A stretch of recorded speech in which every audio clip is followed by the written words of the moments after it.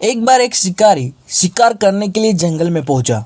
उसने अपने तीर पर बहुत ही खतरनाक जहर लगाया था और उस शिकार का निशान बनाकर उसने तीर को छोड़ा, लेकिन उसका तीर चूक गया और तीर एक पेड़ पर जा लगा। वह पेड़ बहुत ही हरा भरा और बहुत सारे तोते उस पेड़ पर रहते थे।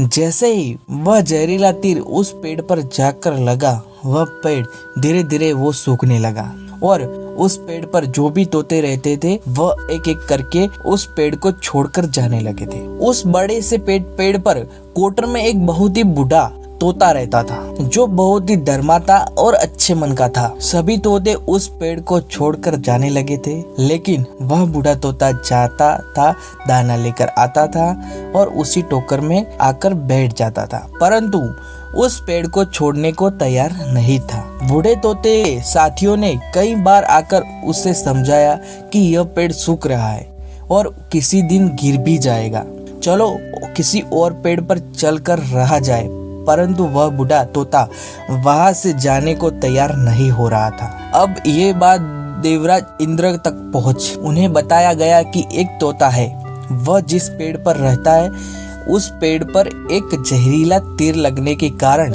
वो सूखने, गिरने और खत्म होने की कगार पर आ पहुंचा है और एक बूढ़ा तोता अभी भी वही पेड़ रहा है।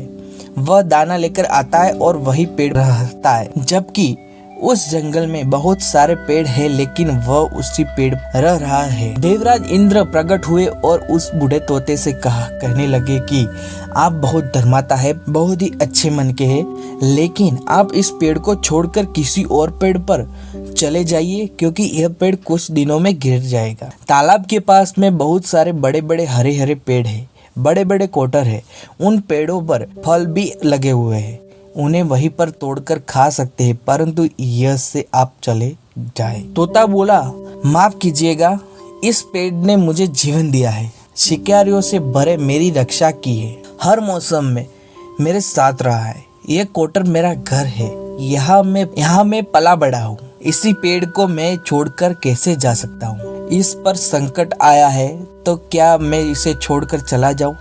मैं ऐसा कभी नहीं कर सकता। देवराज इंद्र तोते इस बात से बहुत प्रसन्न हुए। उन्होंने तोते से कहा, मैं आपके इस बात से बहुत ही खुश हूँ, मांगो जो आप मांगना चाहते हो। उस बूढ़े तोते ने कहा, मुझे बस इतना मांगना है कि जिस पेड़ ने मुझे जन्म दिया है, जहाँ मैं रहा पला बड़ा, जिसे आप मेरा जन्मभूमि कह सकते हैं, इसे फिर से वैसा ही हरा भरा कर दीजिए जैसा यह था। देवराज इंद्र ने अमृत से उस पेड़ को सींच दिया और पहले की तरह हरा भरा कर दिया। अब वापस से उस पेड़ पर आकर बाकी के तोते रहने लगे। वह बूढ़ा तोता कुछ समय तक और जिंदा रहा, फिर उसकी मृत्यु हो गई, बस स्वर्ग में चला गया। यह कहानी हमें ये सिखाती है, जब भी किसी इंसान पर बुरा दौर आता है तो वो इमोशनली टूट जाता है, उसे किसी भी के सहारे की जरूरत होती है, किसी की आवश्यकता की जरूरत होती है। अगर आप ऐसे समय में उसे छोड़कर चले जाएंगे, उससे बात नहीं करेंगे, मुंह मोड़ लेंगे, आपसे बुरा कोई नहीं होगा, क्योंकि आप किसी के सुख का साथी बने या ना बने, लेकिन हमेशा किसी दुख का साथी जरूर बनना चाहिए।